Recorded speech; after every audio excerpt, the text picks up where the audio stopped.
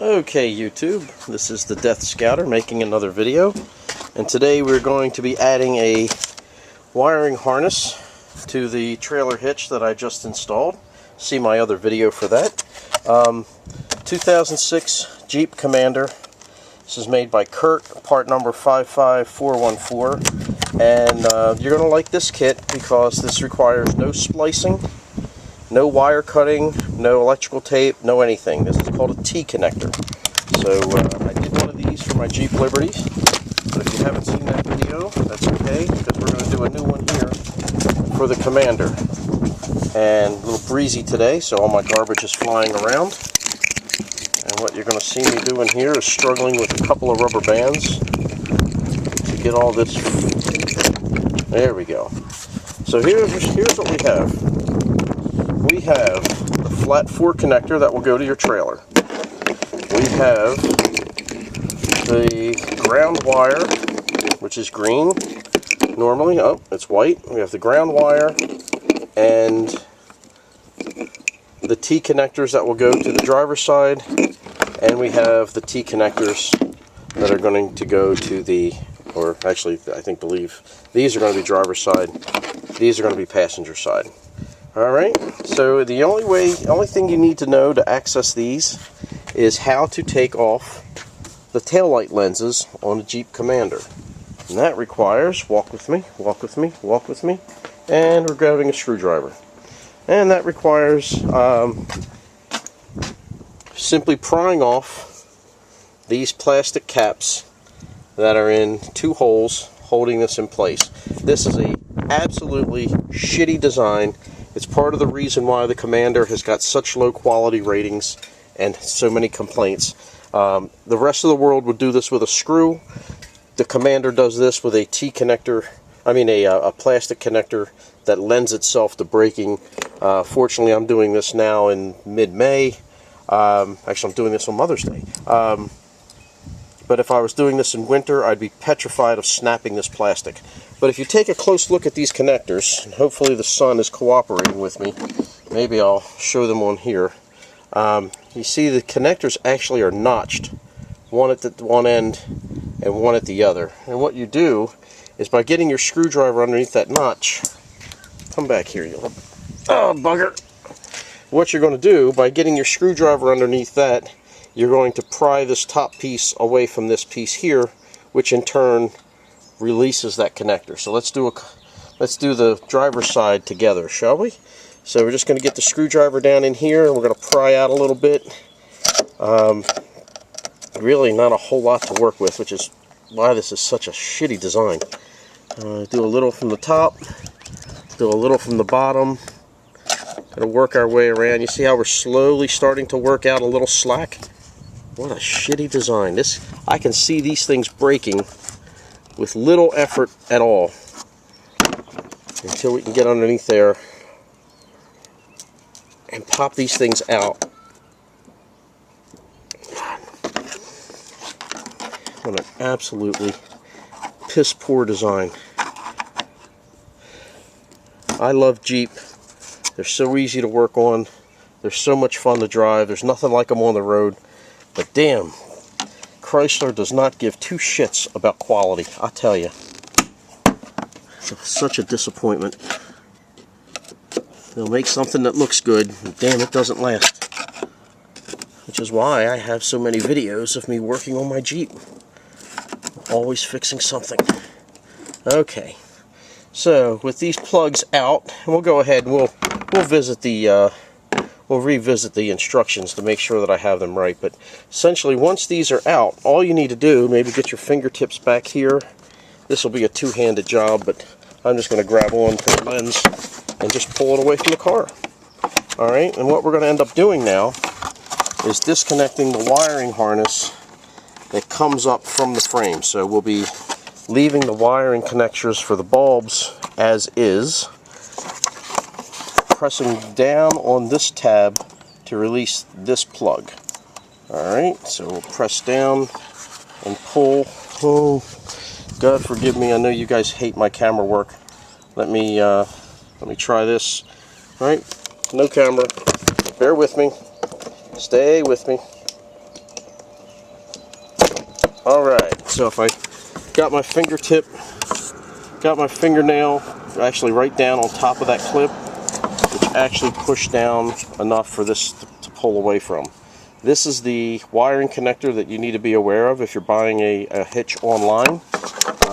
It's not the first time that I've bought a wiring hitch and the connectors ended up not working.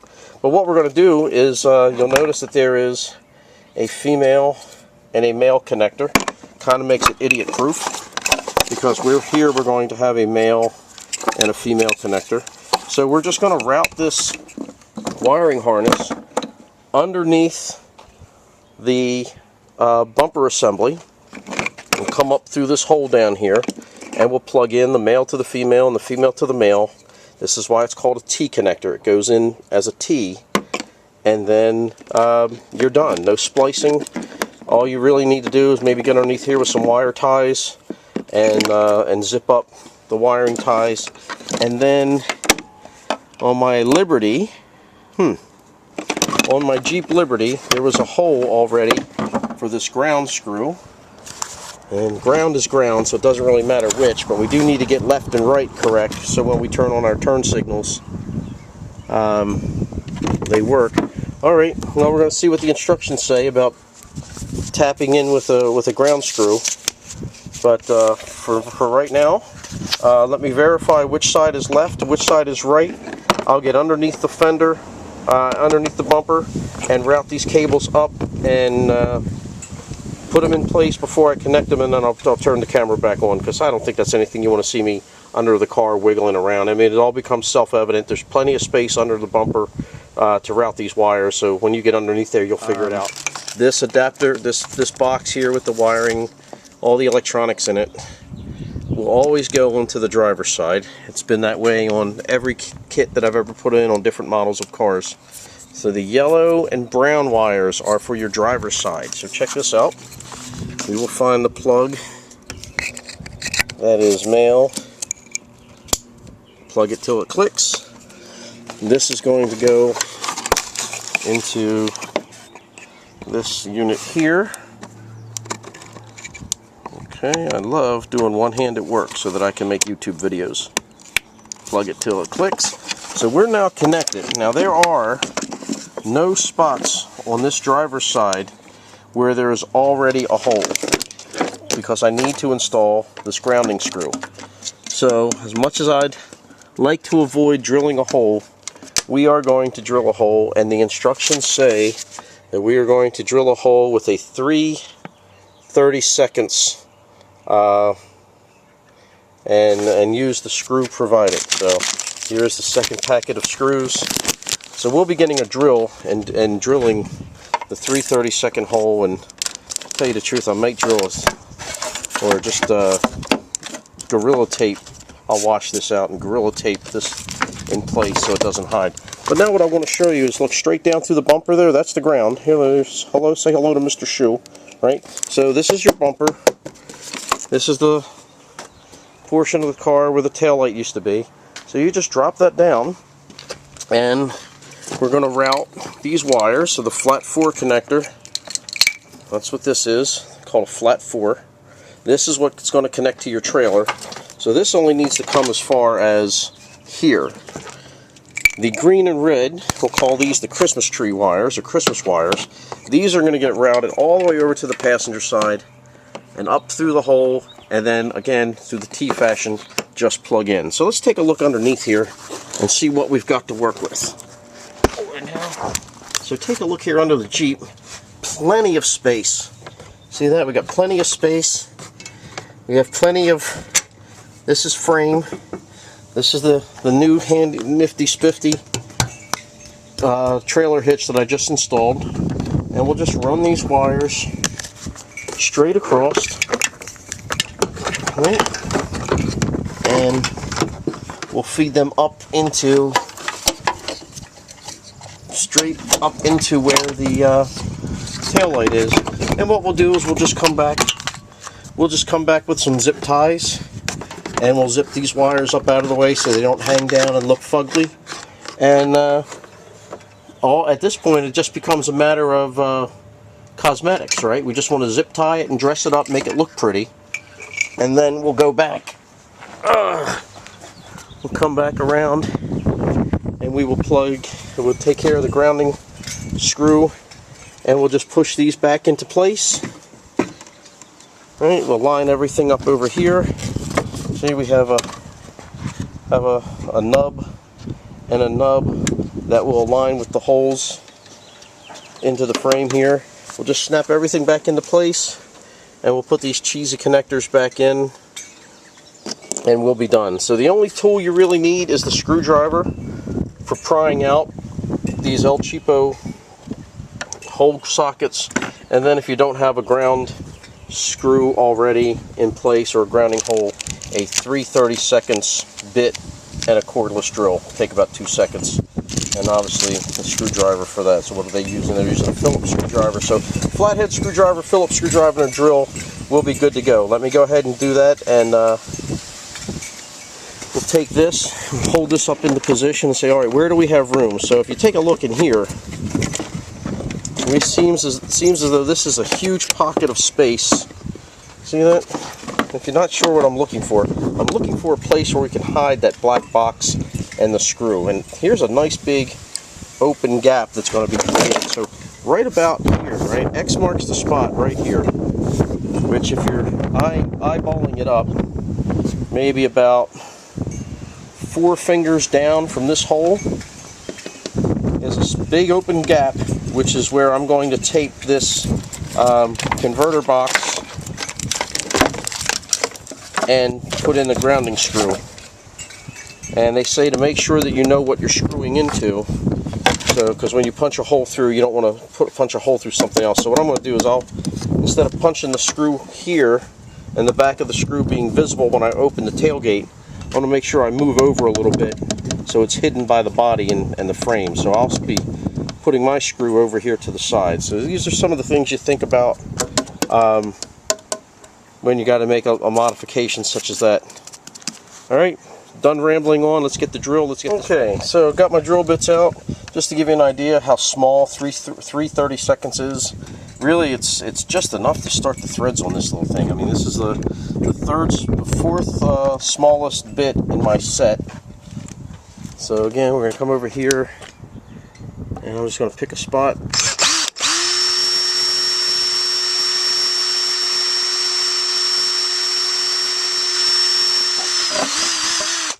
Okay, that's that.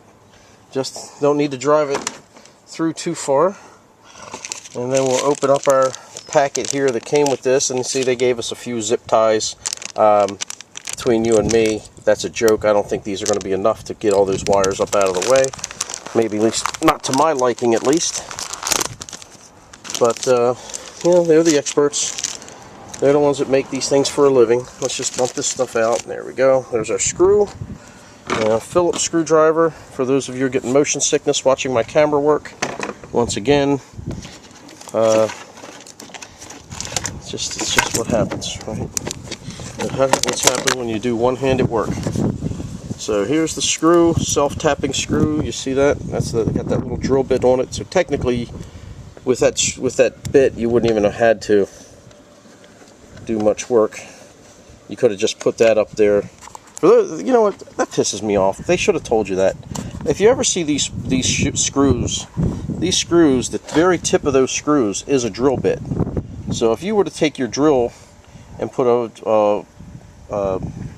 screwdriver bit on it, you would not need to go out and buy a drill bit. This thing would drill its own hole. But I guess somebody got paid to write, so make this thing harder than it needs to be.